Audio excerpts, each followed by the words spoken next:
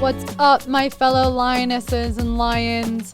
Welcome to the Project Lioness podcast, where we are here to disrupt the mainstream narrative when it comes to health, holism, and human consciousness. We are here to share bold truths about health and life from a female perspective.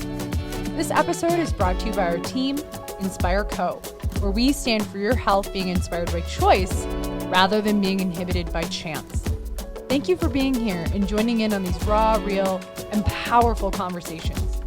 We hope our show brings you inspiration and empowerment to overcome challenges, reclaim your life, and ultimately pursue your mission with power, purpose, and play.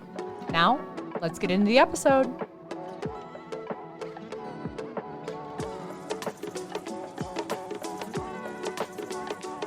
All right, everyone. Welcome back to the Project Lioness podcast. This is one of your co-hosts, Dr. Mel, and I am very honored to be here today with someone who's been in my life for quite a few years, on and off. This is Jennifer. She's hanging out with us today and talking about some really, really, really valuable, important stuff, no pressure. And something that I realized in our conversation before we hit record was how much this has really been important in my life. And she's here to talk about the tribal wound today and how that shows up in our culture. But before we get into the content, I want to share a little bit more about her, and she's going to introduce who she is and what she does in the world. Jennifer was really pivotal in my life, actually, right before I opened my practice. I met her when I was a chiropractic student, and I did some really powerful work with her to help heal some stuff in my past. So thank you for that. My pleasure. It's been, like 7 years. Sounds right. Yep, 7 years. So I'm not going to take the mic a lot right now. I'm going to actually pass it on to Jennifer of who she is, what she does, and really why she's here on this planet, and get into the conversation today. So welcome to the podcast, my friend. Thank you so much. Yes. Oh my gosh. I'm crazy excited to be here, and I just could not be more thankful for you to give me this opportunity. Yeah, you for bet. Real. You bet.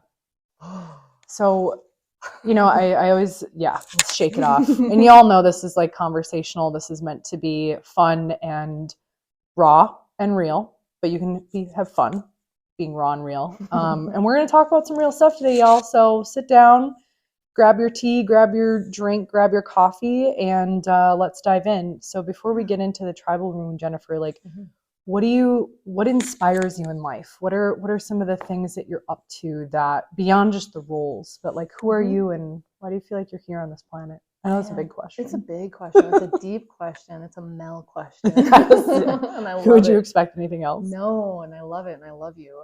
Who am I? I don't know. I guess I'm, a fellow traveler trying to figure things out. As we'll get into with the tribal wound, I feel like, into my 40s now, really figuring out, what am I doing here? What is the purpose?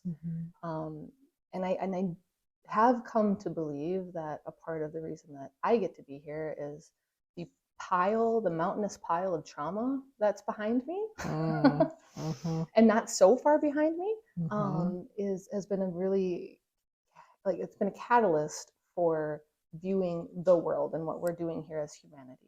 A very important catalyst that most people, I believe, can relate to. We've all got some little t or big T traumas we're carrying around that impact our experience of being in these bodies on this planet.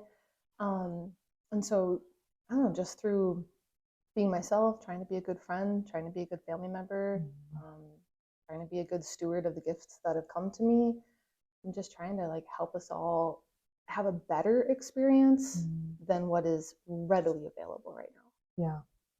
Yeah, I don't know. That kind of hit. That got a little goosebumps. Yeah. Oof. I guess that's the podcast, y'all know. I guess that's what I'm trying to do. Yeah. And I love that you led with beyond just, again, the roles that I know that you play as a mom, as a therapist, as a wife, really what you're up to. And I think it's really going to be important to know that in our conversation today. So what are some ways that you see yourself sharing that gift with people you work with? And then we'll get into a little bit more of, again, the type of therapy that you do and the tribal wound. Yeah. Yeah. So the question is like, how do I share these What things? roles do you play? Oh, my roles. Yeah. Yeah. Well, Because clearly you're a spiritual being and you're a soul. aren't we all? Yes, exactly. And you're here and fulfill that in many different ways. So Yeah. for the listeners, what are some of those roles that you play day by day? Yeah. Well, I get to be a mom. Mm-hmm. I get to be a wife. Mm-hmm. Get to be a pretty supportive friend. I like to be a good friend.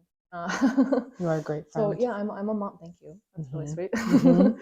I'm a mom to an amazing little boy who's 6 years old, and he's a spirited child. He's one of those high needs / spirited children. Sorry.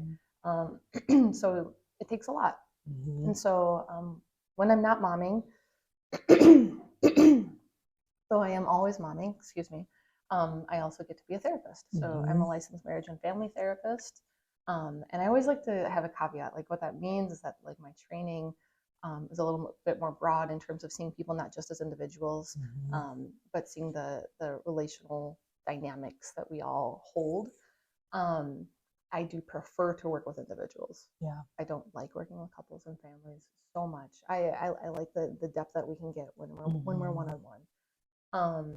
And yeah, so like through that experience, I'm trying to help people lead more fulfilling lives.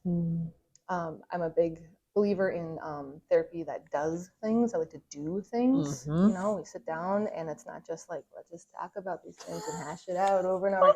There's a space for that, and that's cool, but I'm not that person. I'm not that space. And so, I'm glad you mentioned that, by the way, just because that's why I brought Jennifer on, y'all, because of how you work with people. At least that's been my experience, and I know you've evolved since that. But the crux is still the same. Right. And I will never forget, like, my work with you was that it wasn't just like, and again, y'all know nothing wrong, but you all also know why I'm so particular on who I bring on the podcast because of the way that you do your work. Like that's really valuable. Anyway, I just wanted to pinpoint, caveat that. By the way, side note, y'all, with guests, we'll put everything in the show notes to contact the guest if it feels resonant. But yes, continue. Yeah. The work you do is very different even in your sessions and in the world. Thank you. Yeah, I don't know. I mean, I'm just doing what comes to me, and it seems to resonate with the people that find me, and they come back and they come back, and then we get to see this like steady progression, and it's such a gift. Yeah. It's such a gift and such a joy to be able to witness and walk alongside people reaching the goals that they didn't know they could reach. And so it's a good time to mention ART. Yes. Okay. Yes. Okay. So you read my mind, my friend. Awesome. So when we worked together, I was doing a lot of hypnotherapy, and that was powerful and amazing, and I loved it so much. And then through my own crazy trauma experience, that's how it works, right? Oh, why? But I stumbled across accelerated resolution therapy because through trying to heal through my own thing, I saw a couple different hypnotherapists. I saw everybody under the sun, and nothing was touching it, nothing. And I had never heard of ART, accelerated resolution therapy. 2 separate colleagues reached out to me, and they're like, "Hey, have you thought about this?" I'm like, "I don't even know what this is." Those folks didn't know each other, and it was on the same day they both reached out to me. And so I was like, that's a sign. Okay, I hear you. I got to give this a shot. And swear to God, in one session, it took care of what I couldn't move after 3 years of trying all the things. Wow. And so it was a really powerful modality for me. Obviously, I had to get trained in that. And that's primarily what I use now today with people. So it's a bilateral stimulation therapy that activates both hemispheres of the brain and basically like reprograms our neurology rapidly. I always say it's like a laser beam. We just get in there, and from the beginning to the end of the session, so much has shifted and changed, and people walk out the door, the figurative door, because I only do telehealth over the computer. But by the time you hit end call, things are radically different, and it's and I love that, and I've done some of my own research on it, and I have had clients who have done it, and and they've experienced really rapid results. And I love that you as a therapist is choosing to do your own work and see, hey, there's different ways of working with someone and coming back to like the brain and the nervous system, Yes, and always. not just sitting there and talking, but like, how do we actually work with the brain to help people evolve from these chronic stress states and these programs of trauma, and that's, to me, really important, is not just staying stuck in those loops. And I love that you had the courage to be able to be like, you know what, I'm open to something else because I've been trying these things. And the healing journey can, I think, sometimes be a trap, right? So yeah, that's super cool. We'll put some links in the, is there a, well, beyond just what you do, but is there a place that people can learn more about it other than your website? Yeah, definitely. Yeah, okay, we'll include that. So therapy, an evolved therapist, ART, how have you found that work, that journey of then stumbling into the tribal wound, unless there's anything more you want to speak to with ART? No, that's totally fine. Yeah. Yeah, we can shift. Okay. Can you guys tell I'm excited? Like, I'm tribal excited wound, too. tribal wound. I'm excited too. Yeah, excited. before we get to tribal wound, I will say, you guys, the ART and these other, like, I think newer forms, I know a lot of people are into IFS. We have a podcast on that. Just these newer forms of working with people, be open to that. Be open and be curious to ask your therapist, like, hey, what type of therapy do you facilitate? Because I think there are some major differences. Oh, yes. So I just want to, again, pinpoint y'all. I would not bring on people if they did not resonate with this ability to evolve the work that we're doing, even in chiropractic, right? Network spinal, very different than traditional. There's nothing wrong with that, but it's how can we help people get results even better? Yes. Right?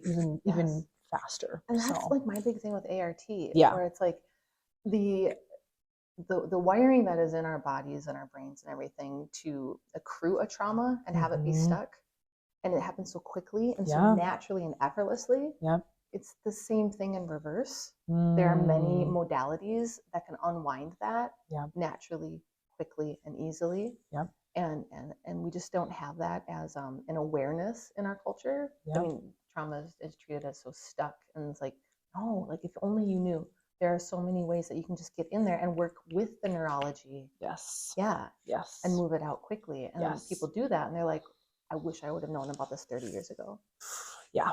Yeah. And I think, again, very important point, it can be so easy of like, I've had this trauma, now I have to live with it, or I have to live into it for many, many years, and it's going to take forever to heal. And yes, healing can take time, and transformation is possible in a moment if you know how to work with the brain and you know how to rewire it. So thank you for speaking to that, because I think that can put some, we're all about challenging the status quo on this podcast, and I think that's important, right? It doesn't have to be years of therapy. Thank you. I'm so And you're a passionate about therapist. that. Oh God, yeah. No, I mean, it's hard as a business model to see people only, honestly, no, like that's the thing, like all of the ART practitioners, like we have our own like Facebook page, and people are like, how are you guys doing this? Because I'm not making money.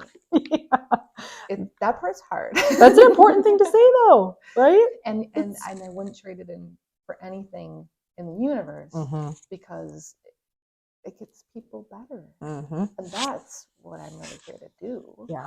Not, just take a paycheck week after week. It's true though, right? Like you can keep people in these models. And that's why I think it's so, I love hearing more about these different like modalities and ways of working with people in therapy, because it makes me think of network too, where yes, people may choose it from a sustainability model. And even what I know your husband does is like, how do we get people to a point where they no longer need you? Yes.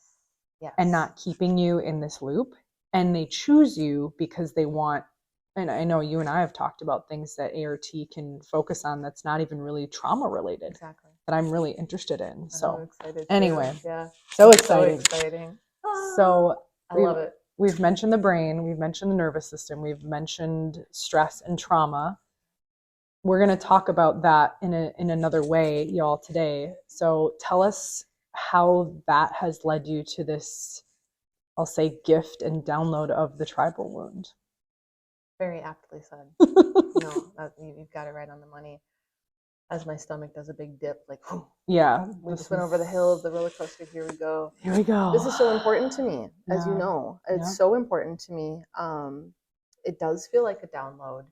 I've been through some really big experiences that have, I just feel like, pulled the curtain off of my eyes. And now I see the world through a different paradigm. So in a nutshell, the tribal wound is the wound that we all, every single one of us, carries as a result of not having the benefit of living in a tribal connected community setting. Here we go. Buckle up, y'all. Yeah, buckle up. So yeah, I mean, humans are neurologically wired to live in community in a tribal setting, beyond the community that we have access to, where you go to pickleball or a yoga class, or maybe you have family Sunday night dinners or something like that. The sustained day-to-day, 24/7, 365 connection with a group of individuals where there's deep connection, rituals, relational history. Yeah. And working together, everyone's needs are getting met all the time, or close to all the time. We are literally wired for that experience. A little bit of like human history here, like our genome and how far back that goes and how far back that's developed. Roughly 1.8 million years ago in the Pleistocene era. So the Pleistocene era goes from 1.8 million to about 11,000 years ago. And that is the period of time that the human genome was created and maintained for that length of time. That's a hella long amount of time. Yeah. Yeah. Yes. We've been, in our modern society on the scene for about, especially like the technological revolution, that's just been a hot minute, right? Yeah. So everything in our bodies and our neurology, our biochemistry, all of it is still currently today wired for the lifestyle that occurred, during and after the Ice Age. Yep. Then we had the agricultural revolution about 10,000 years ago. Yep. And that made a really big change. So prior to the agricultural revolution, we were living primarily in a hunter-gatherer way. Luckily, we still have the gift of today having a few key hunter-gatherer societies on our planet that we can look into, and it's like looking through like a time machine telescope. For real. About how humans lived for a majority of our time here on this planet, that our bodies are still expecting to experience that way of being. And so what does that way of being have us wired to expect? Well, a lot of connection, a lot of support. Everyone's needs are constantly getting met all the time, from in utero, to the moment we're born, all the way on up to being, if it resonates, a procreating individual, and the stress that does to the body and to the shifts and changes of our identity and who we are. Support all along the way, access to all the resources we need. Ample food, ample sleep. Yeah, that's a big one. Oof. Yeah, and this will become a really big theme as I continue to talk about this. Is the sleep piece, from the person level, but also the bioneurological level. Yeah, obviously. I'm not like talking to you about anything. No, you're nailing it, my friend. Like again, just caveat here, Mel tangent. What Jennifer's speaking to. If you haven't looked into like even the genome piece of it, a lot of people don't realize that our genetics have, and I say this a lot randomly on podcasts and to clients, but our genes have not really changed to what she's speaking to for thousands of years, but our quote unquote way of attempting to live has been accelerated beyond what our nervous system was designed for. And so I really hope y'all are taking notes, because I will quiz you. No, I'm not going to slap you with the ruler. But she's absolutely accurate, and not that you need that like validation, but I'm backing you up in that as someone who knows the nervous system as well, and as a doctor, like 100%, yes, the genome, the microbiome, the neurobiome, right? Like, anyway, it's very, very important to speak to that. No, yes, I love this. Yeah. I don't feel, at least what I'm exposed to out there in the world, not a lot of people are talking about that. No. You know, like what our bodies can do, what we have the capacity to do, versus what rigors we're putting these bodies through. Yep. There is a gulf of disparity between the two. And so yes, that genome, when it was developed, there were some mild changes that occurred in the last 10,000 years after the agricultural revolution. Especially with food. Yes. Yeah.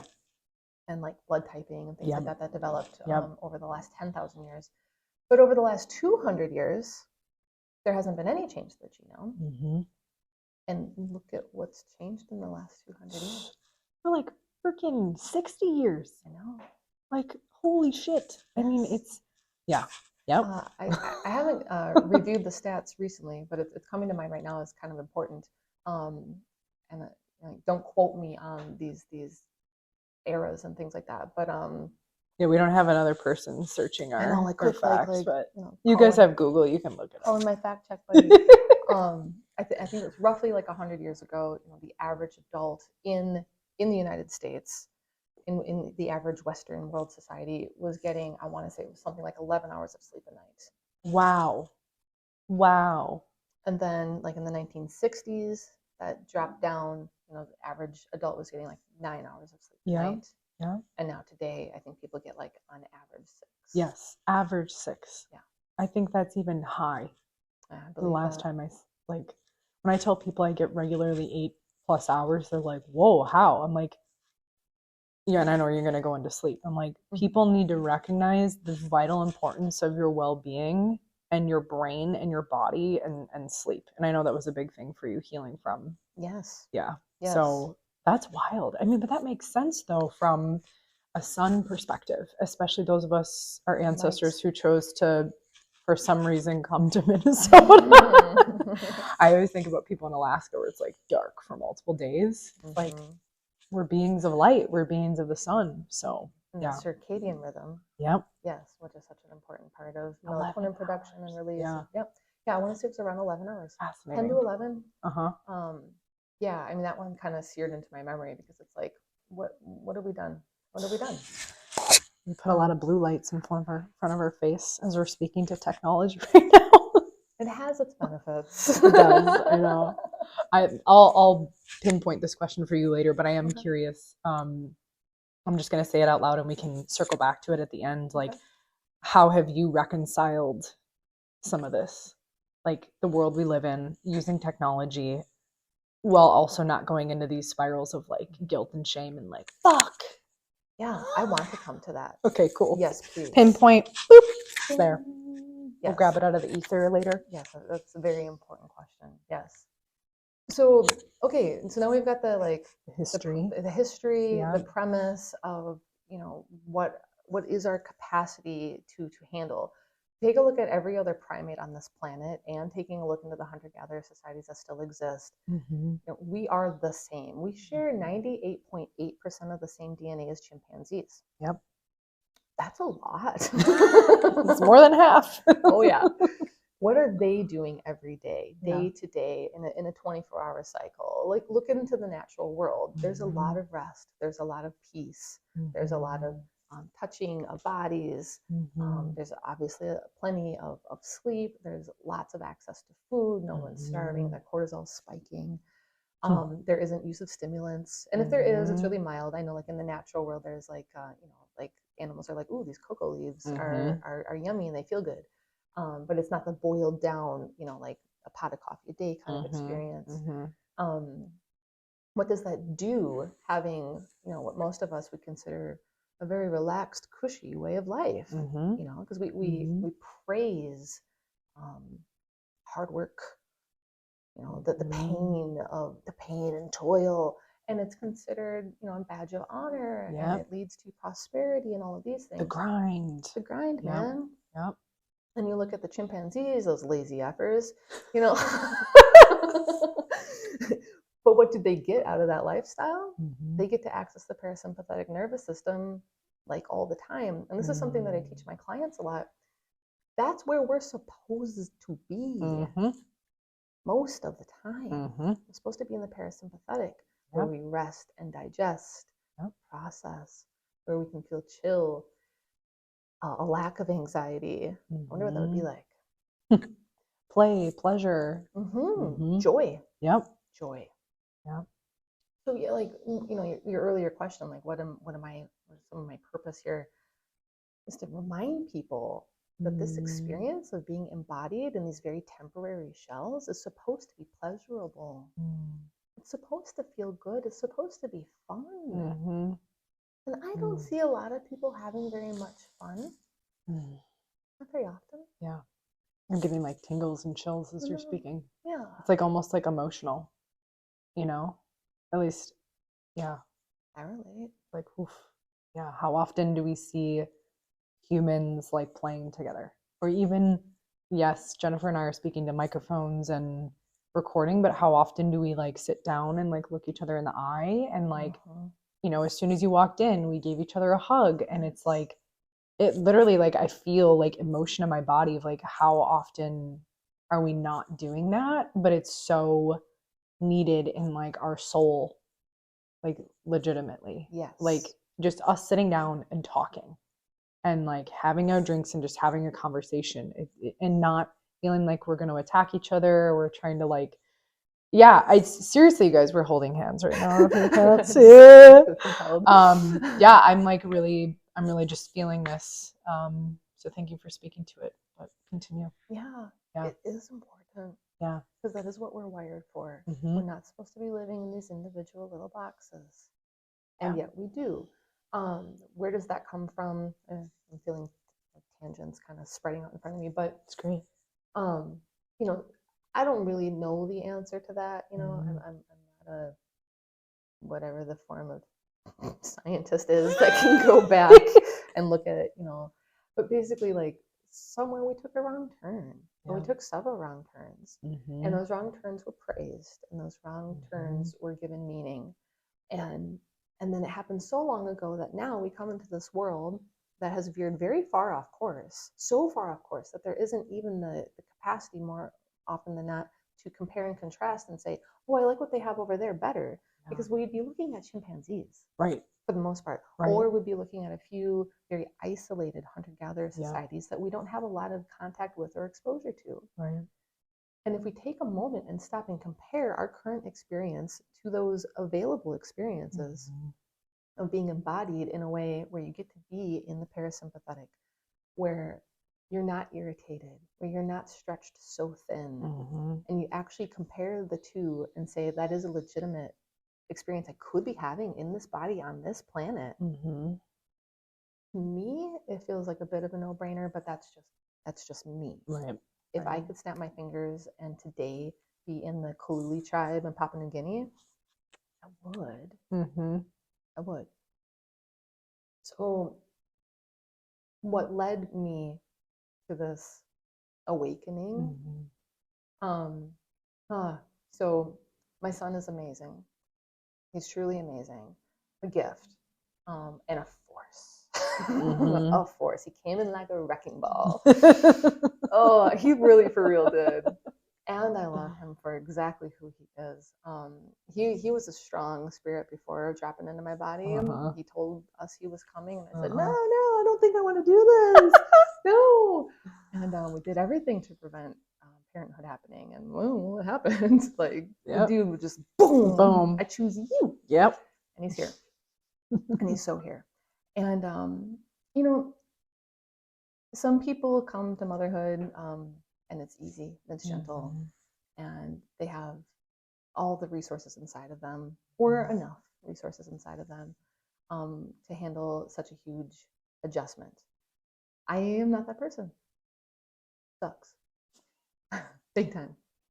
I think it's so important, by the way, that you're real about that, because I think I see a lot of women trying to pretend like motherhood is easy all the time, and like, I love my child all the time, and it's it's not reality. And not that you don't love your kid all the time, but there can be moments where you're like, what the fuck, man? You know? Yes. And I feel like that's really important to just mention that. Yes. Like, y'all don't have to pretend. Oh God, no. No. I mean, there's the pressure to mask. Yep. Absolutely. And if you perhaps grew up in an environment where you weren't able to lean into some of these things of like nurturing and connection and that conscious awareness of parenting, you weren't necessarily given a roadmap. And if you weren't growing up in a tribal setting where maybe you saw your aunties do it or your neighbors like down the path, where do you think we've learned it? Probably haven't. Although I do think there's something in us that we have to keep exploring if we haven't seen it. How can we keep connecting it with it in our body and do the best we can? You know, because sometimes that's the only way. It's like, well, I didn't see it from my mom. I didn't see it from my grandparents. I've got to figure this out, you know? So anyway. Oh, absolutely. Oh, yeah. Yes. Like preach on. 100%. Yes. There'll probably be a part 2, y'all. So just stay tuned. But yeah. So for me, with the spirited little child, you know, I can remember the day clearly. It was just a normal day. It wasn't anything different or special. But you know, I was hit with really unreal postpartum stuff. Yeah. I just was. Yeah. And I'm a licensed mental health professional, and I did not understand what was happening to me in the middle of it. Wow. It was so beyond anything that I was aware of, and certainly beyond anything I was prepared for. Yeah. I didn't know what was happening to me. I legitimately, now looking back, I understand that it was postpartum psychosis. Right. You know, and so like, yes, my experience is not the norm. Right. And I'm aware of that. But I do feel in a crazy way that it was a bit of a gift, because it hit me on the head with an anvil and just like rattled the whole spectrum so that I can see this other thing. And maybe it needed to be that loud and that big to at least wake me up to see it. Maybe I can be a bit of a dunce sometimes. I don't know. And I needed something that loud.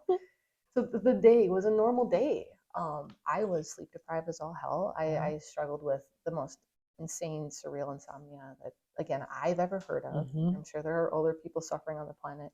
I just didn't know them yet. Yeah. So it was a normal day. I was sleep deprived as all get out. And Barrett would have been, he was young. I remember he was standing there. So he was 1-ish.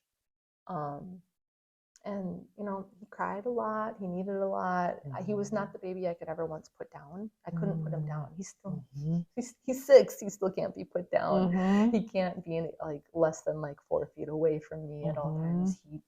Gosh, would you believe his nervous system needs connection? Oh, imagine that. Isn't that weird, folks? Like if you look at chimpanzees, those primates stay on their mom for quite a long time. Yeah. I just was, another tangent, but speaking to the primitive nature of humans, I was just watching, I watch a lot of like Animal Planet and animals because I love connecting these dots. Yeah. Dolphins don't leave mom's side after until like they're 5 years old. Yes. And they're very sentient beings, and they yes. stay right next to mom. They'll go play, but they'll come right next to mom, like right underneath her. 3 to 5 years. Yep. And we think that human beings at 1 should be going out and getting college degrees. Sorry, that's like an exaggeration. But I have another person coming on speaking to exactly what you're speaking to. So it's perfect. Nice. Like how much we try to force fast development and independence when it's completely contradictive to how your nervous system is wired. So yes. Absolutely. Yeah, so other people could put their babies down and walk away and get something done. Take a shower, feed themselves. Yeah. I couldn't. Yeah. I couldn't. And, you know, was I irritable and cranky and experiencing some, quote, postpartum rage?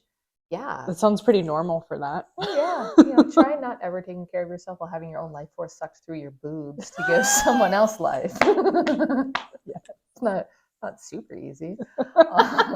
It's not? No.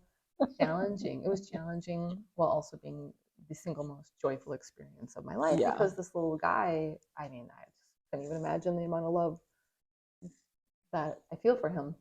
So this normal regular day when he is, you know, shortly after turning 1, I was trying to set him down for a second. I think I walked away to go to the bathroom and came back and he's standing in the exact same place and crying still. And I remember just feeling upset, rage, frustration, a lot of frustration. And being like, why can't I just walk away from you for a second? Well, boom, at the exact same time, having this understanding, and this is like a light bulb that just blazed the light inside of my brain, looking at him, and he can't want anything other than what is natural for him to want. Yeah. And that was the big like awakening for me. There's nothing in this itty bitty, teeny tiny, brand new human being that is unreasonable. He has no unreasonable expectations. Where would an unreasonable expectation come from in a young child, in a baby? Yeah. So the awareness was like, everything that he needs, everything he wants is reasonable, natural, and it's what he's wired to expect. Yeah. He's wired to expect this amount of contact. And yet clearly I am not wired to provide this amount of contact because I'm not. Yeah. Who is? Who among us is actually wired to be there and give everything to one or more human creatures whilst at the same time providing for their own needs, whilst at the same time providing for the needs of the household, while having to come up with a plan for dinner every single night on repeat, day after day after day. Who can do all of that?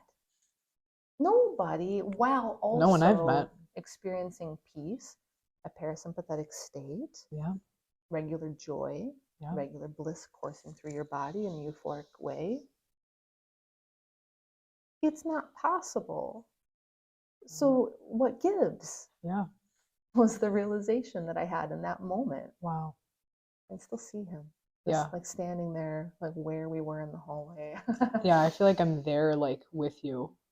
And I really appreciate you speaking to like specifics in that. Like I'm not a mom, but I work with a lot of moms, and this is a regular thing that I hear of the immense pressure that leads to psychotic breaks or massive anxiety. And we haven't even touched on how this then can interfere with your connection with your partner or your connection with your family or your friends, where all you feel like you can do is just snap into a bout of rage. And then we think there's something wrong with us. And then we use coping mechanisms, which are so readily available and actually sometimes put on a pedestal, albeit all the way from food and social media to drugs and alcohol, right? But actually it's a very normal feedback loop to have fucking rage and anger and frustration. Like that's an emotional expression. It's because we're dropping into the survival mode. It's Exactly. fight. Exactly. And because we're literally pressed to survive. Yeah. So anyway, I just appreciate you speaking to like specifics, because I think it can be that can be very glossed over in day-to-day conversations, but getting real of like what is this actually like moment to moment for people, so we can be like, wow, I deal with that too, and realize we're all connected in this, as you said, with the tribal wound. So thank you for speaking to that. Happily. I don't hold back in like what I went through. It was, maybe I do hold back. I mean, it was really ugly. It was really, really ugly. Yeah. It was very hard. I was having panic attacks. I didn't know I was having panic attacks. Because that's sort of the nature of a panic attack. You just think you're dying. Yeah. And that's supposed to be the clue. Oh, this is a panic attack. But in the middle of it, good luck figuring that out. There was a lot of rage. Yeah. You said like how it impacts our partnerships. Yeah, my husband and I almost didn't make it. And it took years to climb out of that. And not really making it for years. Yeah. You know, and the internalization. What is wrong with me that I'm not good at this? And I've had that repeated back to me by other women and stuff too. Yeah. Like, well, I hope you don't get pregnant again because I can handle it. Look at my brood. Cool, man, thanks. And that's the piece where I have 5 kids, so you can figure it out, right? And so I'm not doing that to myself all the time. Why can she do it? And then look at me, I've only got the one. Mm-hmm. The one is worth a handful. Mm-hmm. He is. He's not like the average child. Mm-hmm. But regardless, even if he was a dream, cakewalk, still look at all of these ways we have to be stretched so thin Right. all the time. And what does even a dream mean? Like when we say That's that, so fair. like I hear, and I think we hear that, but what does that mean? Does it mean that we have siloed people into a way of Yes. thinking this is how a child should be based on the statistics in the culture, or like the Western, healing paradigm? Like Right. this is the standard. This is the gold standard, when this is a fucking human being who is both like angelic and animal simultaneously, and we're trying to Yes. silo people into what it should be versus like, well, how is this person, rather than, oh well, that's right, wrong, good, bad. There's so much polarity there. Yes. Compared to what things that we have, like you said, pedestaled and said, oh, this is how it should be, and if it's anything outside of that, there's something massively wrong with you. Yes. Like, anyway. No, I love that. That's such a good point. I mean, the euphemism Mhm. just slipped out of my mouth, but yes, you're very It's right. true though. You're Yeah, very right. it's true. Yes. Yeah. We do try to condition the needs Yes, out that's of the word. people, Yes. and we do. Yeah. And so that's a big piece of like, so this tribal wound, right? So we know what it is that we need to be Mhm. experiencing. We need to be experiencing community. We need to be getting our needs met. And so Yeah. I talk about nurture needs, Mm-hmm. quote unquote, nurture needs, that all of us have so many nurture needs inside of us. Mm-hmm. We see them more readily in children because they haven't been conditioned out of expressing their needs so much yet. Some kids are conditioned more readily than others to not express these nurture needs, or they find other coping ways to be okay. Yep. So they're, which can show up, by the way, as like hyper performance, Yes. hyper achievement, which Look at was what me. look what a good kid I am. Yep. I'm so good. I'm so quiet. Yep. I have straight A's, but inside I'm crying and dying. I was that girl too. Yeah. Yeah. I still have a good gold star and a pat on the head, just like, am I doing this right? Am I Thanks for the good? validation. I'm good, right? I will always be her. Yeah. So these nurture needs aren't getting met. So most children, okay, so I want to bring you back to this Yes. Cambridge study, the study Yes. that came out of Cambridge, and I had access to looking at it just November of this last year, 2023, Mm-hmm.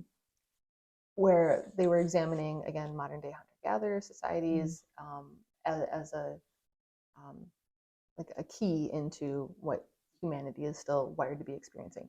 This is like such key information right here. When they looked at the day-to-day mother-child experience of these modern-day hunter-gatherer cultures, children are receiving up to 9 hours of contact and care from 10 to 15 different caregivers each and every single day.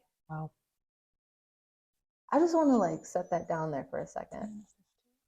Between 10 and 15 caregivers. Wow. Providing for the needs of each child for 9 hours a day. Wow. Not mic drop. Yeah. Boom. Actually, just like let your brain feel 9 to 10 hours, and maybe you thought of it as a Google Calendar like me. Entrepreneur Mel. Love it. 9 to 10 hours, 10 to 15 people. I feel like there are people walking around who don't have contact with 1 or 2 people a day. Oh God, yeah. Anyway. Yes, no, absolutely. I mean, I'd already been talking about this tribal wound for a long time, and like looking into what we can see of hunter-gatherer societies and what we can see about primates and other animals, and you see the level of contact. To quantify it like that, in hours a day and number of adult caregivers. You gave me the link of that study, didn't you? Yeah. I did. We'll drop that in the show notes for you nerds like us. Yes. Out there. We'll drop it in there from Cambridge. Yeah. So when our children are annoying us, because they want to play and they want another snack and they want to cuddle and they want us to read a book. And we're annoyed because, God dang it, I need to do the dishes. And I'm hungry and I really just wanted to take a shower right now. And so what do we communicate through our annoyance? Because we are annoyed and we have every single right to be annoyed, not at the child before us that has an actual need to be met, but we have every right to be annoyed. We don't have every right to express it to the child. But so much of that comes from a lack of understanding. Again, this happened so long ago, and we have all come about and come to an awareness in this modern day society that everyone is misconstruing what is happening to ourselves. And so we look to this whiny kid in front of us who can't just go sit over there and page through a book quietly for 10 freaking minutes, and we're annoyed at them. And even if we do such a good job having a sing-songy voice and say, oh, honey, mommy just needs to do the dishes real quick. Like, I can't give you that thing you need. Again, for the, 1000th day in a row, right when you need it, can you go sit alone?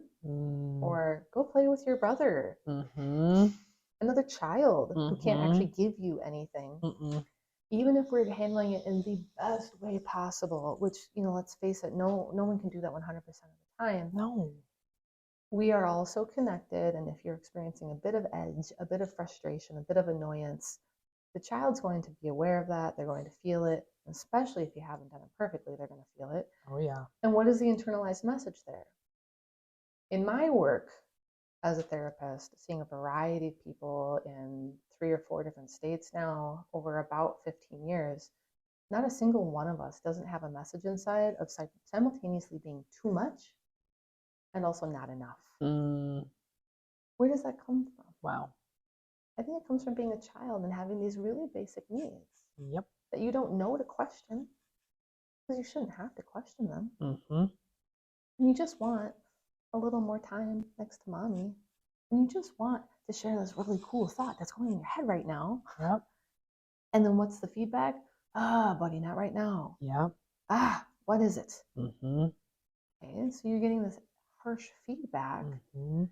Children up to before the age of 7, we don't really have a lot of prefrontal cortical activity. We don't have the capacity to think critically. The critical thinking capacity isn't there. And so here we have 7 years of these experiences of this feedback from our universe, our world, our caregivers, the mom, the dad, whoever is the closest to you. And the internalization there is, oops, I shouldn't want this thing. What about me is bad that I wanted this thing right now? This thing that, of course, keeps bubbling up. This need for nurture, this need for connection. It's always going to be there. It's always going to bubble up because it's so deep and it's so important. And over and over and over again. Now, there are times during the day where, everything lines up just right and cool. It's time to have our one-on-one child-led play, and we're going to have our nighttime cuddles, and earlier than that, lots of skin on skin with nursing and things like that. There are these moments where we're able to give, but it's not 9 hours a day, and it's not from more than just a small handful of people if the child is lucky. Maybe 2 parents, maybe an older sibling, maybe a grandparent, and maybe like a preschool teacher. In the best of settings, you've got 4 or 5 people. In the worst of settings, you've got 1 person. Yeah. And maybe not even a full person. A fully present person. I wasn't a full person. Yeah. I was trying to survive. Yeah. You're like, I'm just trying to fucking sleep, man. And I gave everything I could when I was awake. Every little single drop. But of course it was still not enough. Right. So these nurture needs that don't get met from day one, that we then internalize some sort of misinformation around. I am too much. I'm asking for too much. And also simultaneously, paradoxically, I'm not enough because why am I not able to be this thing that mommy needs me to be? And then we develop overcompensatory behaviors. Look at me, I'm the good little girl, the straight A student. And that all manifests differently for each and every person. Oh, totally. Based on so many factors, right? But But that is huge.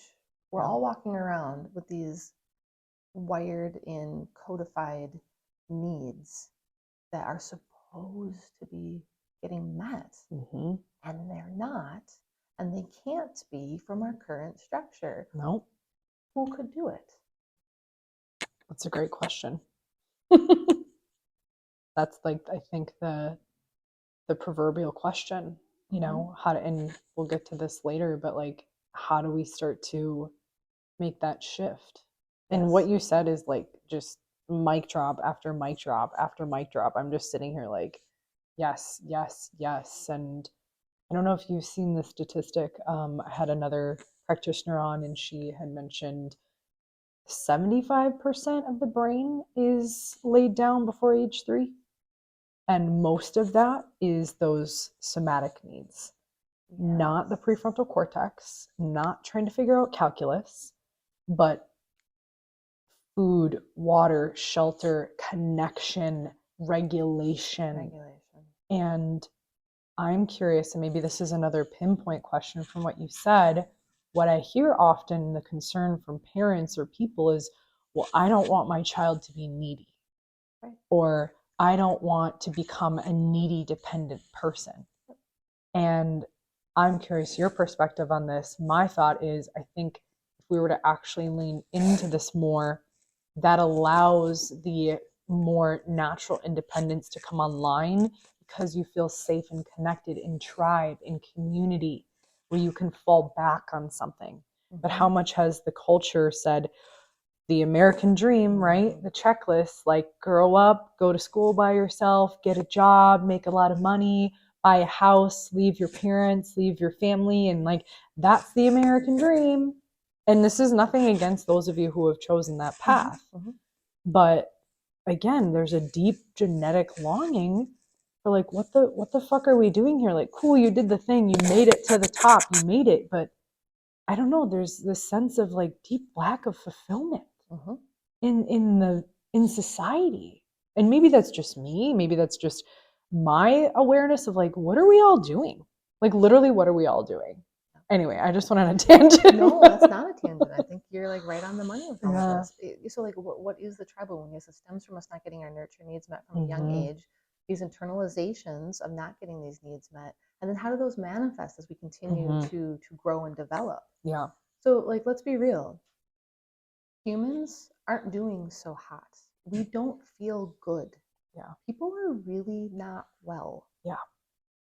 We have a ton of anxiety, a ton of depression, a ton of psychopathology, sociopathic behaviors are rampant. Narcissism is crazy on the rise. Yep. There's a lot of debate about like, well, what's causing that? Is it just observation and awareness? Well, if that's the case, we're only now becoming aware of it. It's a pretty big epidemic. Yep. Illnesses from our nervous systems being super taxed, autoimmune disorders. Yeah.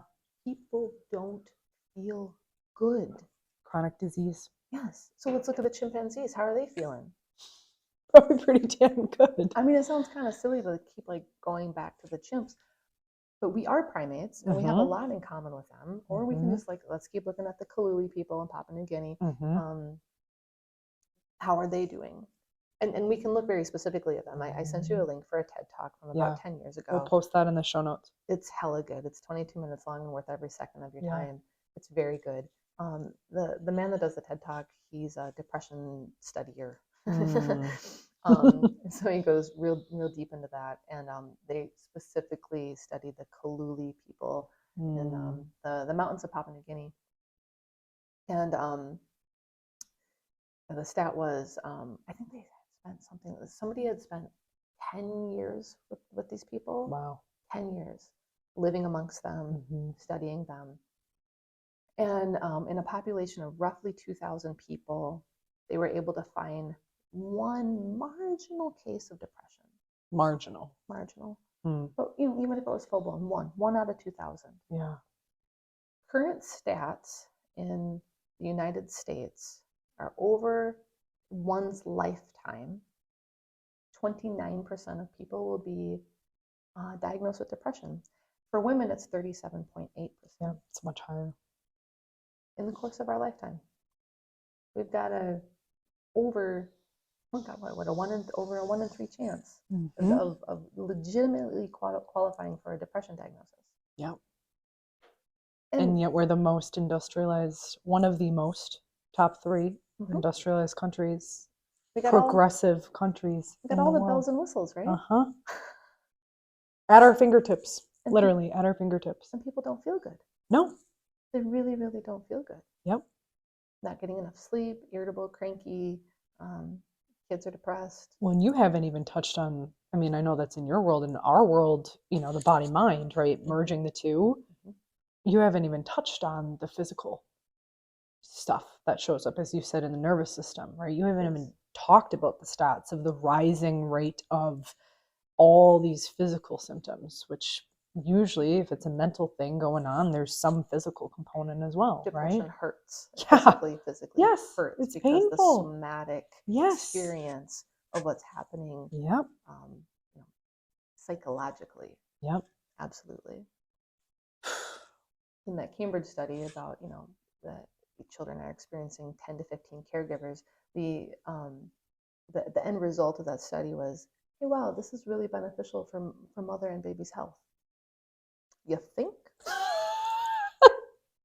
Are we stating the obvious? Is that our goal here? Okay.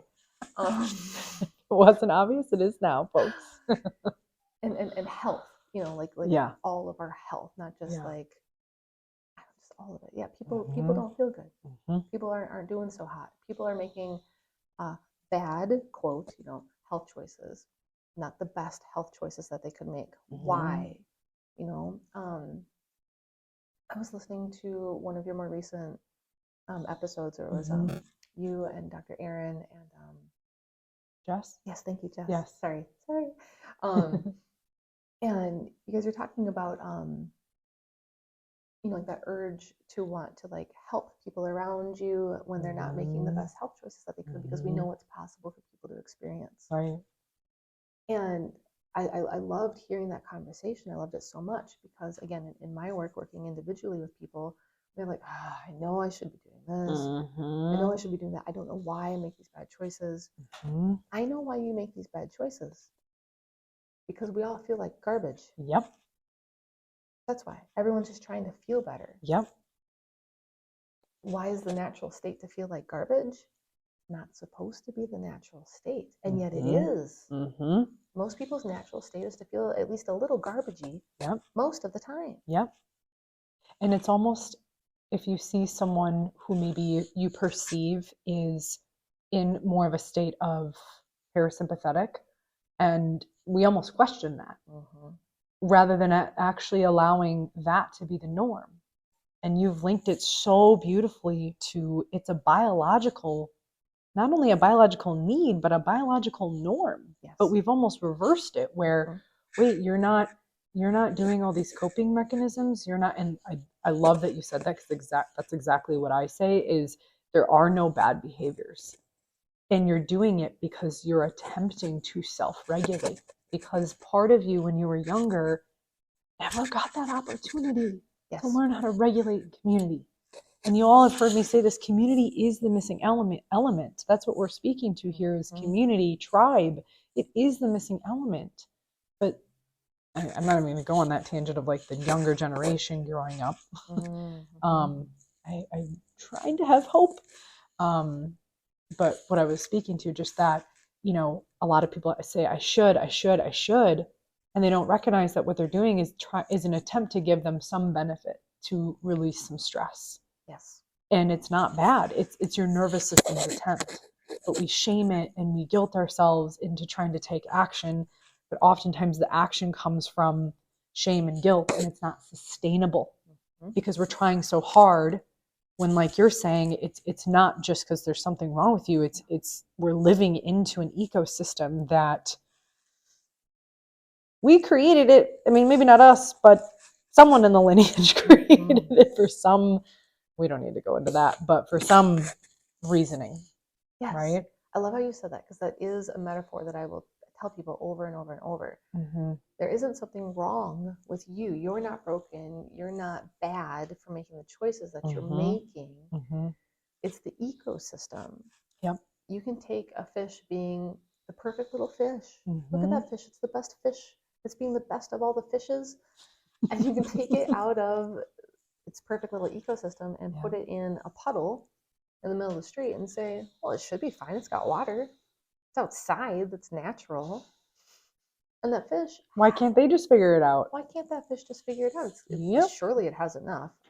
You know, other fish would probably be able to do it. Yeah. I've seen a fish do that before. Yeah. Yep. Why can't they figure it out? Does this sound familiar? It should.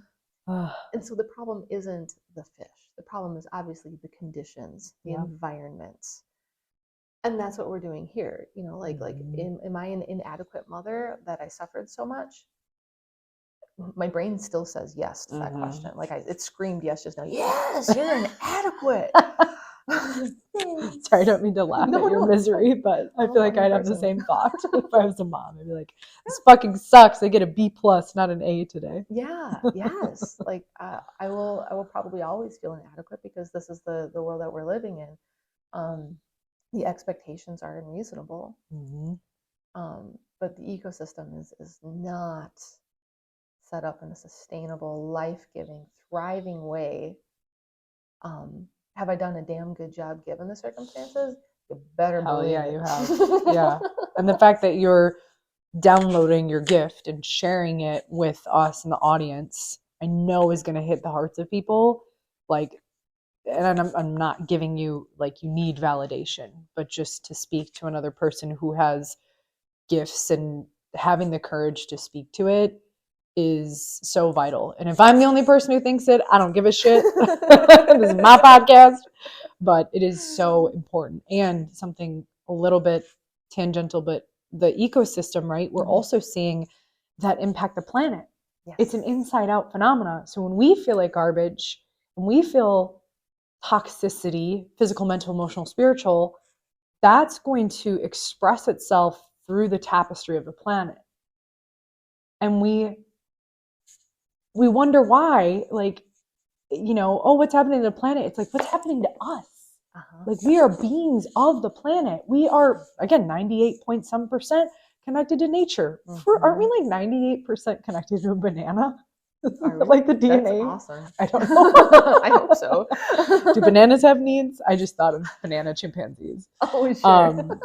But the association with Dr. Mel. That was something that I was really thinking about as I am taking a group of people to Costa Rica to an eco lodge, not a 5-star resort. I made sure of that.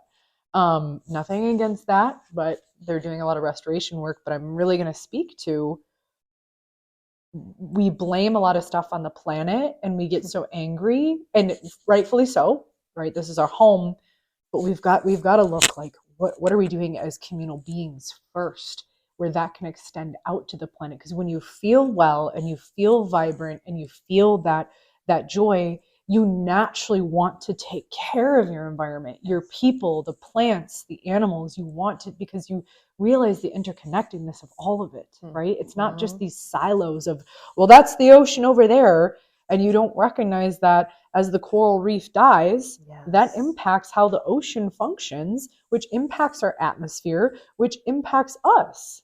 It's like, yes, we are connected to the coral reef in Australia. Absolutely. And you better believe when that shit dies, it impacts the entire planet.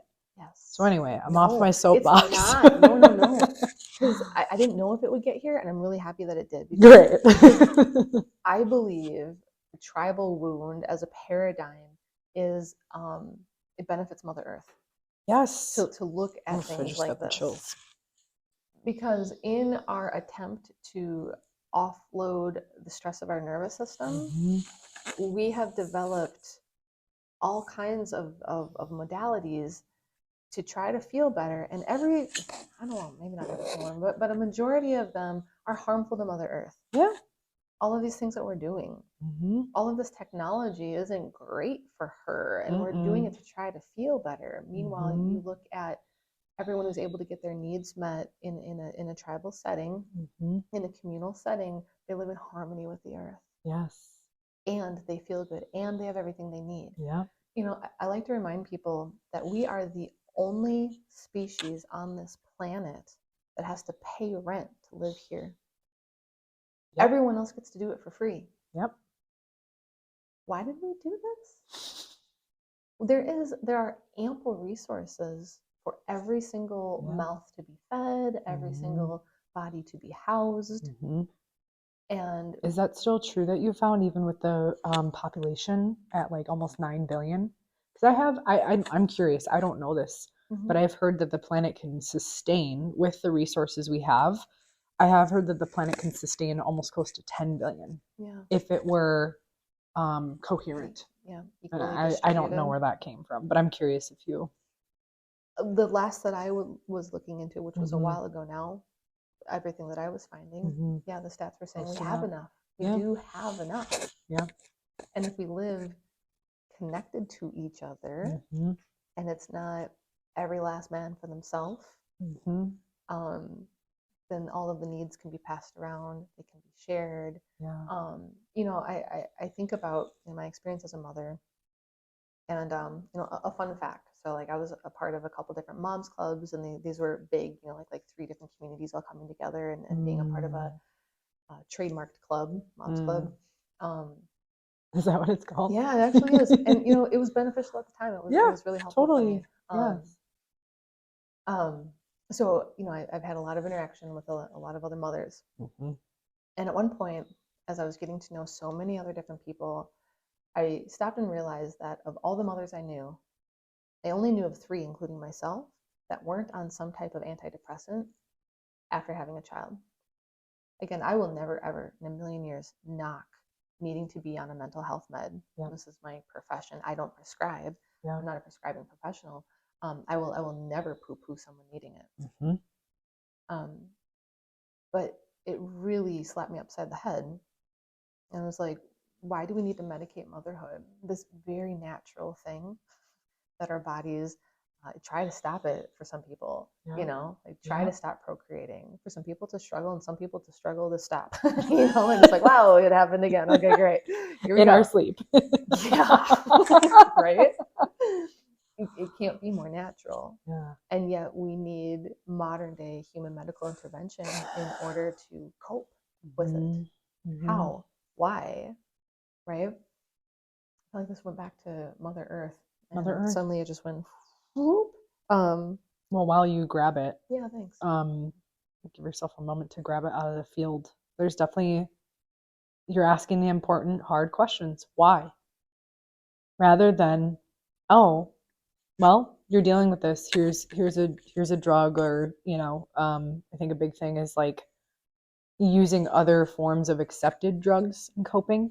And listen, I love having a good beer, right? Like I love beer, but I'm very conscious of why I'm choosing it. And when you ask why, that can bring up the hard stuff to look at. Why is this the case? Why do we feel like moms need to choose these options? Like, in asking it even beyond the person, but back to what's happening in our society, in our communities, where this is the case, where we feel like this is the only option. That's something I see a lot in the office, is they feel like they don't have other options. And starting to really look at this more global or connected phenomena, not just I'm on my healing journey and I'm doing my, something I joke about, like self-development or self-healing. And then you realize there's a point of that where the self must connect with other. And the I must become the we. And it's not just about you. Because my thing too is, I would love for people to end the, like, I am healing. It's like, what would allow you to actually live your life connected? And I don't know if I have the answer, but I am curious at the end of this, like, what are some things that, not the end now, but when we get to that point, what are some things that we as human beings can do to start to reconcile this, you know, because this is big, like this is a lot, and it's not all of our faults, but how can it become more of our responsibility and become conscious enough to start to make the shift? I don't know, in our lifetime, maybe your son's lifetime. But anyway, if you're giving you a moment to grab whatever you're going to say out of the ether. Yes, no, I like everything, all the truths you're dropping. You're dropping mics over there too. Oh yeah, I don't know, just kind of like, just like a deeper realization of like the impact of the tribal wound and how it impacts us day to day to day. You know, just like why everyone's stress level is up so high. Mm-hmm. And connecting with other moms, be they full-time working moms, stay-at-home moms, some hybrid combination of the both. Yeah. Those are sort of the options before us, right? Yep. Like, hi, welcome. You found your body has managed to procreate. Buckle up, because everything's about to get really wild. Yeah. And everything's about to change.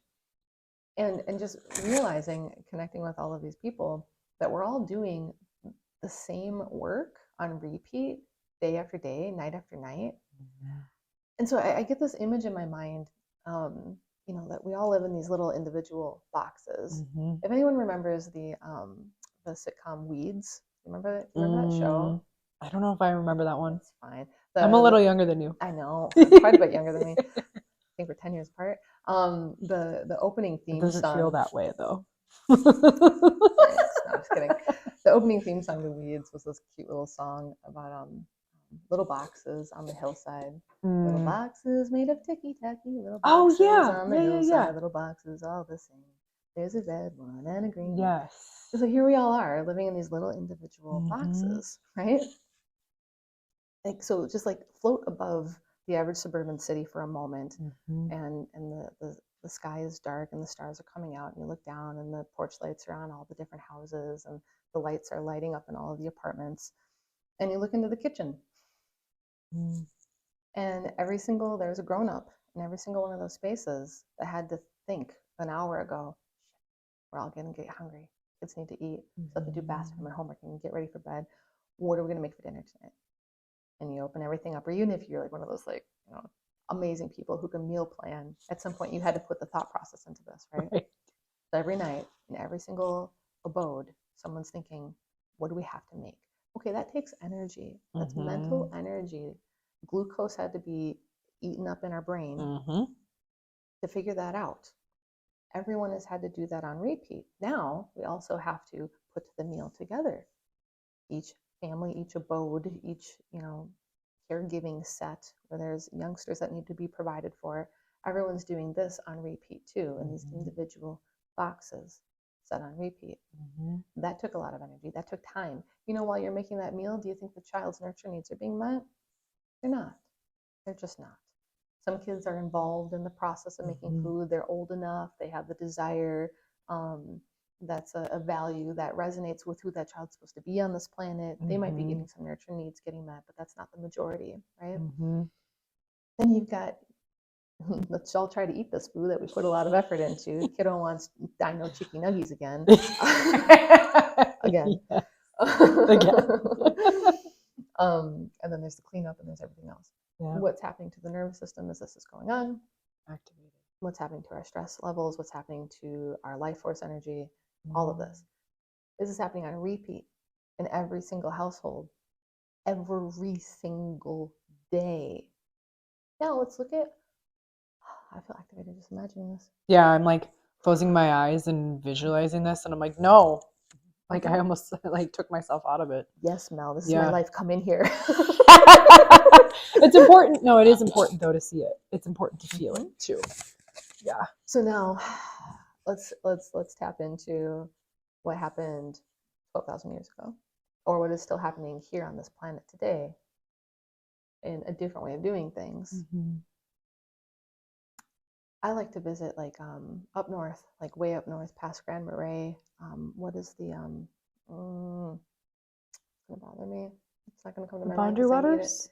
In between, there's a trading post. Oh yeah. It's like a French trading post that was taken over by the French, but it was previously native land, and the native folk were there.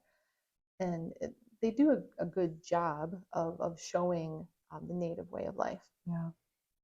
And so you get to walk through this, and then they have current day native people teaching canoe making and things like this. It's beautiful. It'll come to my mind later. Maybe we can do a link. Yeah. Because I feel really bad. I can't remember it right now. It's okay. We'll drop it. Yeah.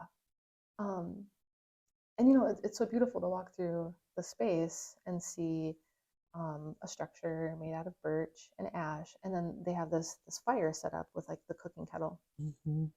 And in that particular indigenous culture, they always had some food going at all times. They didn't Mhm. have a lot of set meal times. People could just come and go as their body said it's time to give me nourishment, which is beautiful. Did each and every single individual that got hungry have to come up with the idea, the plan, the resources, chopping and cooking? No, one person. All it takes is one person to think of the idea. This is the meal we're going to make today. Mm. And then you enlist help of others. Yep. And others are like, oh yeah, you can get down for some beef stew. Community. Let's do it. Yeah. And then when people are hungry, there's the giant vat of food that everyone's partaking in and sharing together today. And one person had to think of the idea. One person had to eat up the glucose in their brain to come up with the plan today. Yeah. How does that feel? Spacious. Right? Like love, connection. And it's funny, I was bringing myself through it. I feel like there's a natural inclination when I know and sense into someone else leaning into their idea and gifts that I would feel inspired to, like, how can I contribute? You know? And I don't know if everyone necessarily has that thought, but I feel like maybe that becomes more of a natural way of thinking, is the acknowledgement of someone else and their contribution to the community. Where can I show my gifts? Yeah. You know, like, where would I want to contribute to this collective ecosystem, right? Yes. Mm. Oh, absolutely. Yeah. And wouldn't that be neat to have a space to see what would happen then? Yeah. Yeah. That's part of my vision and mission. But some people be like, well, that's like a, you know, they name it a cult. Yes. Right? If you want to actually live in community, it then can turn south really quickly from people's perception. And it has happened. Oh, yeah. It happens all the time. Yeah. And why does that happen? It's so fun that, like, these things are, I'm like, I wonder if we'll talk about, oh, that's Yeah, too far out there. And then we keep it. coming back to Yes, like about Mother Earth and abundant resources, and now onto cults. Yeah. And now onto cults. I have been actually accused of starting a cult, but I laugh at it because I know my intentions are right. Yes. But I try to laugh at those things. Well, and yes, cults do happen, and you know, there's a lot of you know, people who have come out of a cult that have shared, and they say, you know what, people always think it couldn't happen to them. And where does it come from? The intention of a cult, more often than not, the groundwork of it is not bad. No. It's about wanting to live together. We have shared ideology, we have shared goals, you know, giving to each other, giving to the world. You know, a lot of them are like about like healthy eating and things like that, right? And the draw is there, and people find themselves going into that and being drawn to it so readily because of our nurture needs. Exactly.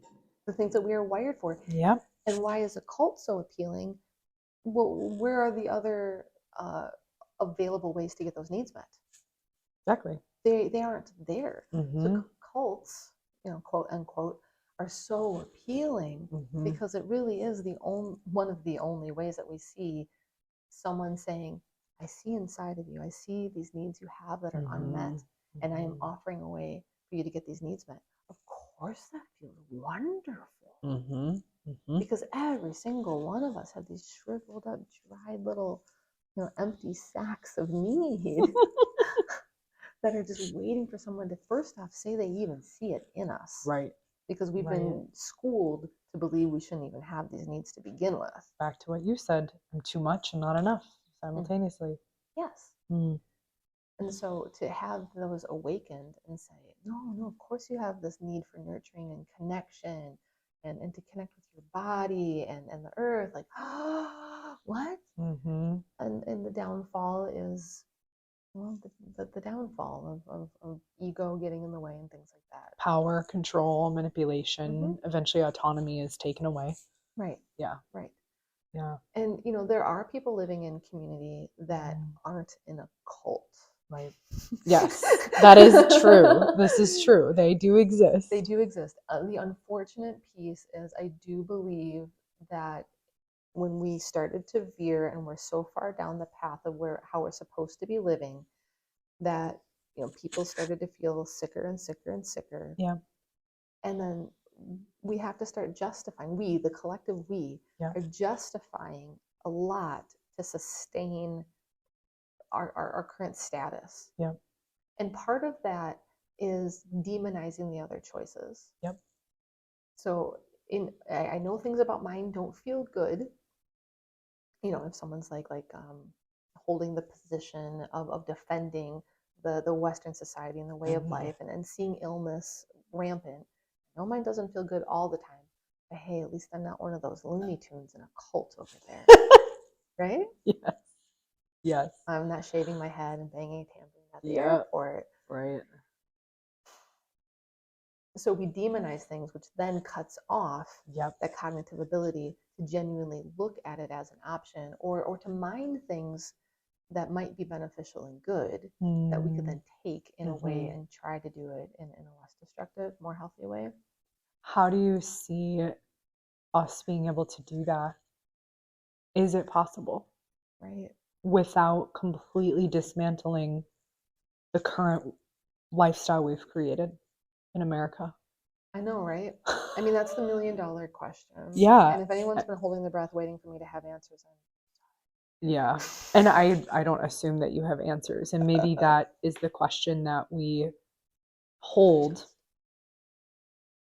to allow the answer to come, rather than feeling like we need to have like, here are 3 ways that you can blah, blah, blah. And maybe you have that. I am curious. But that's the question I ask, is like, what would allow us to?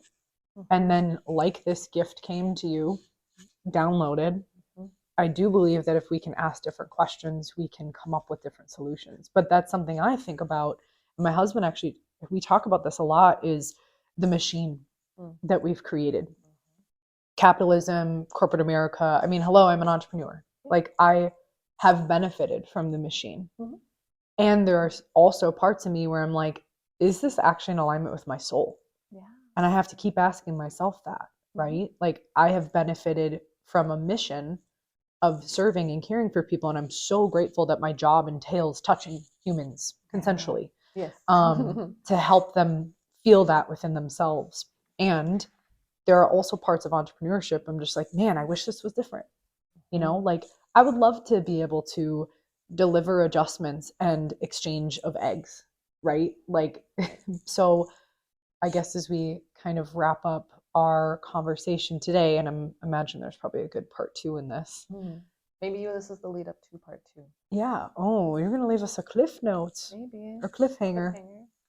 I'm just, I mean, I'm more itching. Like, what can we do now? As this paradigm has revealed itself to me, and I can't unsee it. I can't. I look everywhere and I see it everywhere. I hope you don't unsee it. Well, yeah, I look everywhere and it's like, oh, there's the tribal wound again. Oh, there's the tribal wound again. And you know, I've got just as big of a tribal wound in me as anybody else. Right. And one of the unfortunate aspects of it that I haven't really spent a lot of time going into is the fact that loneliness begets more loneliness. Yeah. And I don't fully understand that yet. And it will take radical change. Yeah. There probably is small things we can do to get more nurture needs met. Here is, I would like to share one small real life application of having an awareness of the tribal wound that's impacted me directly. Am I, getting enough physical contact? No. Am I getting enough in-person exchange of ions, between me and another human? No. I work from home, telehealth. You're exchanging with some technology. Exchanging with technology. I exchange with my son and my cat, and very briefly with my husband every now and then. That's it. I haven't cracked the code. Damn it. But a part of this that I do think is important is the way in which we do parent our children given this knowledge. So I will share with you yesterday. This is something that happens a lot. My son is 6 now, but we've been talking about the tribal wound, since he was about 3. He's precocious for his age, and so I wouldn't expect every 3-year-old to be able to have these kind of dialogues, and I understand that. Yesterday, he's home from school. He goes to a micro school. It's only 3 days a week, so Thursday, it's just me and him all day from wake up to bedtime. Great days, long days. Mm-hmm. And it's a loud check. Hopefully it won't pick it up too much. That's okay. Speaking of the tribal wound. Technology. Yeah. Pollution on the planet. Truth. So, we're having a day. I didn't sleep great. Mm-hmm. I'm still struggling with insomnia. I was a little cranky. My nerves felt a little frayed. Mm-hmm. I could feel edgy. I'm doing my best to be here for my child. He's used to at school. He gets a lot more stimulation, a lot more contact, children, a couple other adults, and then it's home, just the two of us. and mommy says, stop talking so loud all the time. All these things. You're too much, kiddo, because my ears are. Yeah. And I don't tell him he's too much. Yeah. That was me speaking into the implication of Yes. him internalizing that, right? So I really wanted to take a shower in the middle of the day because I could, and I really wanted to, and I was stinky and greasy. And he wanted to do this thing, and he wanted to do that thing, and I kept being there for him, as I'm feeling this increasing irritation. Like, I just want to get in the shower. I want to feel warm water, caress my body. I just want to have a 2 minutes to myself. And I was feeling more and more frustrated. And then I could see him feeling my frustration. And then I stopped everything I was doing, and I got down on his level. He was sitting in a chair, and we were eye to eye, and I was crouched down, and I was touching him, and I said, hey, buddy, I know you really want to do this thing with mommy right now, and I want to do this thing with you too. And this doesn't calm him. This is not my child. He's getting more and more irritated because he knows that this thing that he wants is getting further away. He's smart. He knows where this is going. I told him I wanted to take a shower, and he got really agitated. And I said, okay, hey, honey, remember that thing that we were talking about? How your body is wired to be taken care of right now by 10 to 15 caregivers. And mommy's only one person. And he's like, I wish there was 25 of you. He knows. And I said, me too. I wish there were 25 of me also. That would be great, because this one of me would go take a nap right now. I'm tired and cranky. And I said, I know you want to do these things, and mommy's just only one person. I'm trying to give you everything that you need, and it stinks. So this is a dialogue that we have had together over a couple of years now, telling him the need he has is not unreasonable. I know you want this right now. You have a right to have this provided to you. I am the one person here to provide what I can of your needs, but I am only one person who also has to take care of my own needs by myself. No one else is here to connect with me and help take care of my needs. Also, it's just on me. And he gets it. And I'm like, this isn't great. I'm doing the best I can. You're not too much. So is there one thing I can do for you right now? And then I'm going to go take a shower. I was like, well, I'd really like to read that new book you gave me for Valentine's. So we sat and cuddled up. We read the book together. I got him set up with something to sedate his needs for a while. He listened to an audiobook and was drawing. And that's his coping. That's his coping. Well, I was able to take a shower and feel guilty. It's not perfect. Yeah. It's far from perfect. Yeah. But I think it's an important dialogue that we start having within our families. Yes. As I felt my irritation increasing, my internal instinct was like, God, kid, just give me a break. Right. No, he's not wrong. Yeah. And I'm not wrong. No. We're both not wrong. No. I think it's the beginning of the process. Yeah. Personally, I do think it'll be a process. I would love to see in my child's lifetime him make different choices, have the ability to make different choices, that he gets to live with a couple other people, and they're all doing the thing together, and no one's feeling as stressed out as me and his dad do. Yeah.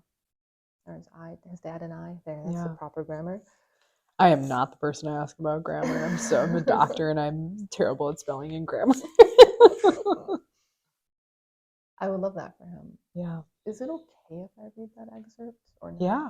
Yeah. You sure? Yep. I'm looking at time here.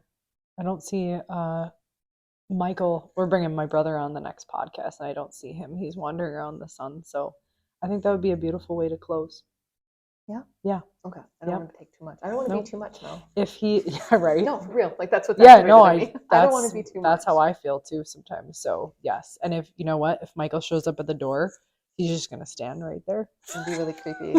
I totally was like in everything you were saying. I would love for you to read it. Yeah. And if Michael's standing at the door, he'll be okay. He's adaptable.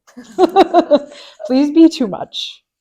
I would love Please be for all this of you. dialogue to continue, globally in people's families and the awareness of our minds, so that we can start to hack this, because we did take a wrong turn several generations back. We always look like, about 2 to 3 generations back, I say, most people, and they're like, my grandmother was so hardworking, she raised all 9 kids, and da da da da, and isn't she this paragon of womanhood that we should all aspire to? No. And by golly, I don't know how she did it, and praise her. That's Yeah. great. And we're not looking back far enough. We don't look back far enough. No. 2 to 3 generations is not even the very tip of the iceberg of humanity. Yeah. We need to look back a lot farther. What were people doing 400 years ago?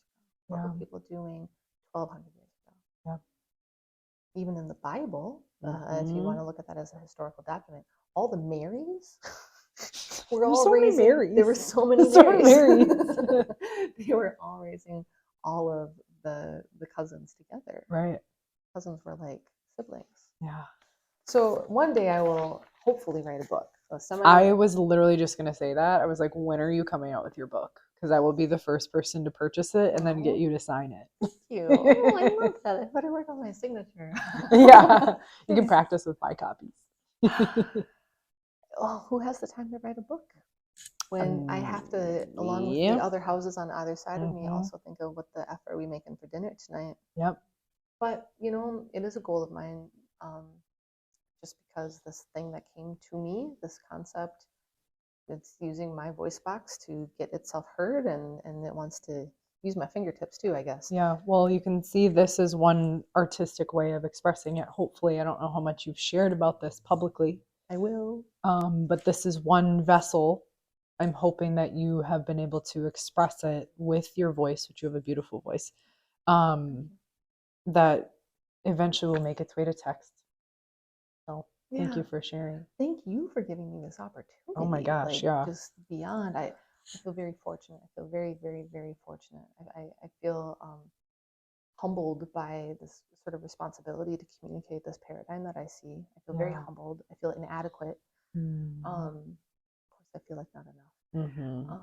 But thank you for saying, like, no, you got something cool to say, and giving me the space to let whatever needed to come out of my mouth come out of my mouth. Thank you. You're welcome. So I've attempted to write. This will be long, so if you want to stop it now, if you've made it this far, thank you. And close your eyes, and I'm gonna close my eyes with an eye open and watch for Michael. Yeah. So story time. I started typing some pages here and there, and hopefully it'll make its way into something a little more comprehensive at some point. But here's an excerpt from an upcoming book. Very quick background. The postpartum psychosis that I experienced came with insane insomnia that I'd never heard of anybody experiencing ever before. It started when Barrett was only a couple months old.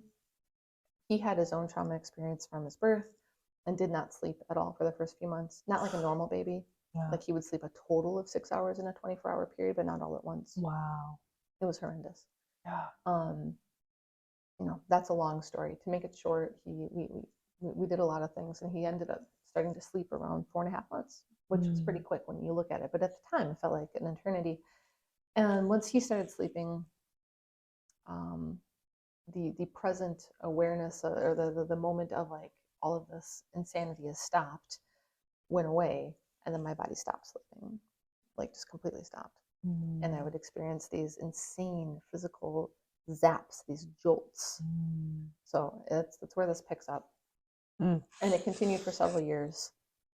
And I really have only started sleeping the past 1.5 years or so. Mind you, my child is 6, and it's still not great. But it's much better than it was. And I'm grateful for every solid sleep cycle that I'm gifted, by golly. So thankful. So. Zap. I had barely drifted off to sleep, and that weird electric shock thing happened again and just woke me up. I look at the clock and it's midnight. I've been laying in bed for 2 hours trying to will myself back to sleep. No one can explain to me what's been happening for the last several months to my body. I'm tired, dog tired. And yet my heart is pounding a mile a minute. My hands are tingling with adrenaline from getting zapped awake. Again. These aren't hypnic jerks. They're something else entirely. A sensation like having a car battery hooked up to my belly button and a shock of electricity that starts at my navel and shoots all the way through my whole body. The clock says 1:30 a.m. now. I'm doing that thing where I say to myself, if I fall asleep soon, I'll get 3 hours of sleep. I can handle 3 hours of sleep to get me by until Barrett's nap, and then I can lie down and rest. I start to drift off after working for the last 90 minutes to calm myself down. Zap!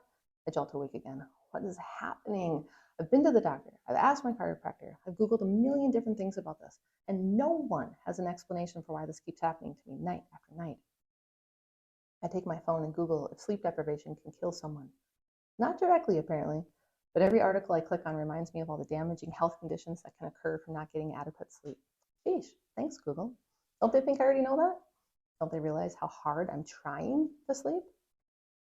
My baby is 6 months old, and this insanity has been going on for 2 months now. I feel like I'm dying. My heart pounds so hard day and night. These weird electrical zaps jolt me awake the moment I fall asleep.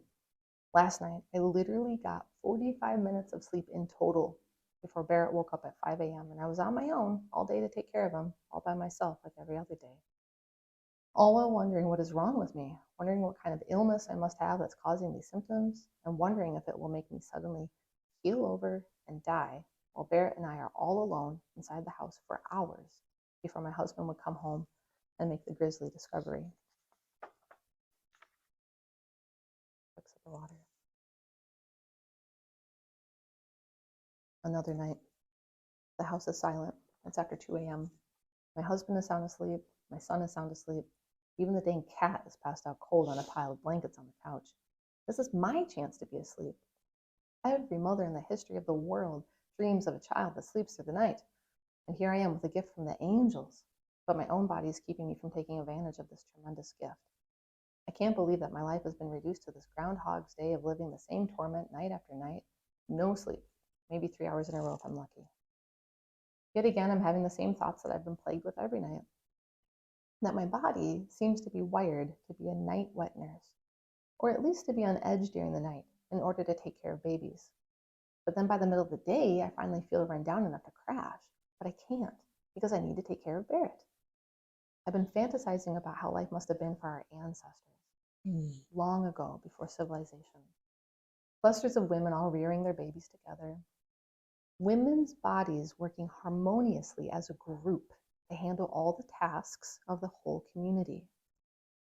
Circadian rhythms between humans are staggered, not as some cruel accident of nature, but rather as a perfect design to care for the needs of humanity as a whole. I have always been a night owl, and it was never a problem until developing insomnia, having a child who wakes at 5 a.m., and needing to be fully present all day long as the primary caregiver of a helpless, tiny human being. In a group of other humans, my circadian rhythm would be an asset. While everyone else is exhausted and crashed out by 10 p.m., I would be the one feeling fine long into the night to nurse the newest humans in our collective. I would be a gift that would be rewarded with daytime sleep, while the morning people cared for my son until my body told me it was time to start my day. I feel panic rising inside my body, wondering if I will get zapped awake again if I happen to actually fall asleep. The adrenaline that courses through my body with these mystery zaps makes me want to climb the walls. Last night, Brandon, my husband, heard the front door open in the middle of the night and came out to investigate. I was pacing at the end of the driveway, crying and totally freaking out. "What are you doing?" he understandably yelled out from the front door. "I don't know, I'm freaking out," I cried back. "What is even happening to me? And why doesn't anyone know? And most of all, why isn't anyone helping me?" Sleep isn't coming tonight. Barrett will be waking in an hour. Wah, wah. Oh God, I drifted off. Here's to living through another day on fragmented sleep totaling less than 4 hours.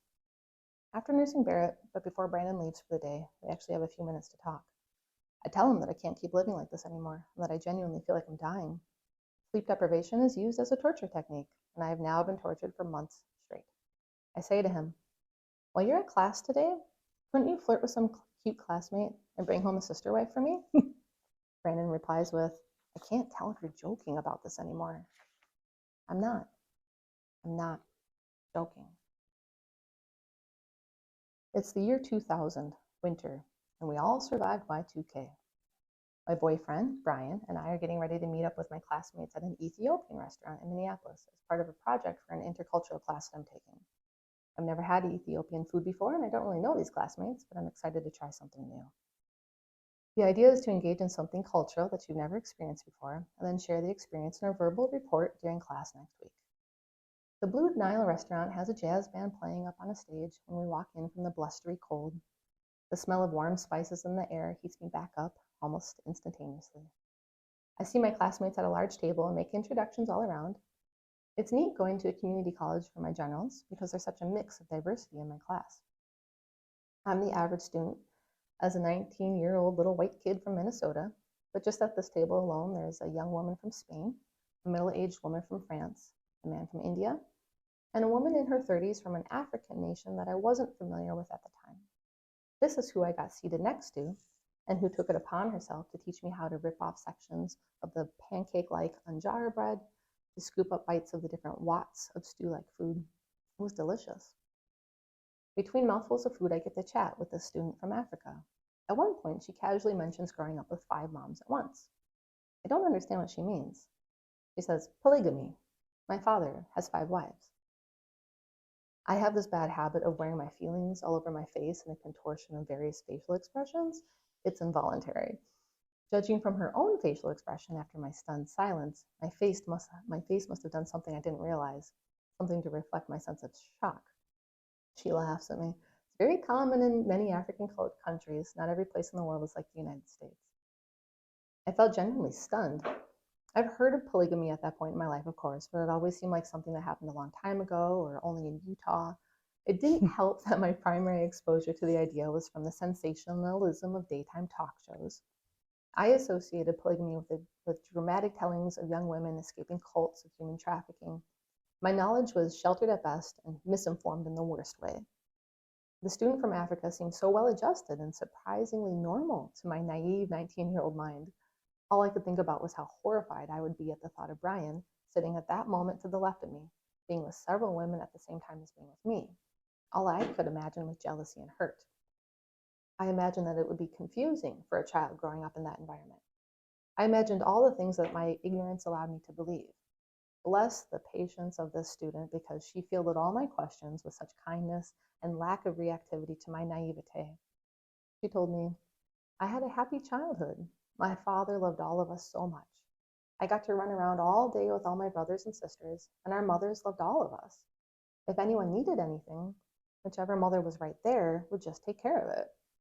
We each had a special bond with our own mother, but everyone took care of everyone else, and we were all happy. Laying in the dark now, 18 years later, another panic-filled, sleepless night. The silence of the house surrounding me like a tomb, feeling more alone than I've ever felt in my entire life. I can hear an echo of the rich contralto voice of that African student pounding through my head in time with the pounding of my heartbeat coursing through my body. She said, we were all happy. We all took care of each other. When one mother wasn't well, the other wives took care of her, while still easily taking care of the rest of the family. It was easy. It was simple. Her memories flash through my head almost as my own, and I see bright African sunshine, smiling faces, and dozens of arms all reaching out to hug the mother that isn't well. Dozens of arms all touching and loving and working together so that the one who is not well may be allowed to heal. Wow. It's always going to hit. It was a hard time. I don't know if there's any better way to close it out than that. Thank you. Thank you, Mel. Thank you so from the much. bottom of my heart. Seriously. Thank you. Thank you guys for being here on this episode. I truly hope that you feel this in your bones. Truly. because that's what I'm feeling right now. To be able to sit and receive that, feel very grateful. So thank you. I feel very grateful for the opportunity.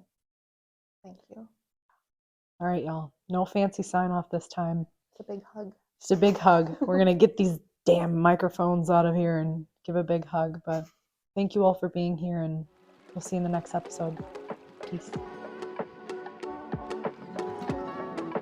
Thank you for joining the Project Lioness podcast. Did you find value in today's episode? Help us impact the lives of others by sharing this podcast with someone you know who would resonate and benefit from the Project Lioness message. Excited to hear more? We invite you to subscribe on whatever platform you're tuning in on. And we'd be so grateful for you to leave us a review about what you enjoy most, as well as what you'd like to hear more of. Thank you so much for all of your support. Sincerely yours in power, purpose, and play. Dr. Mel with the Project Lioness podcast. Keep rising, keep roaring, and keep inspiring.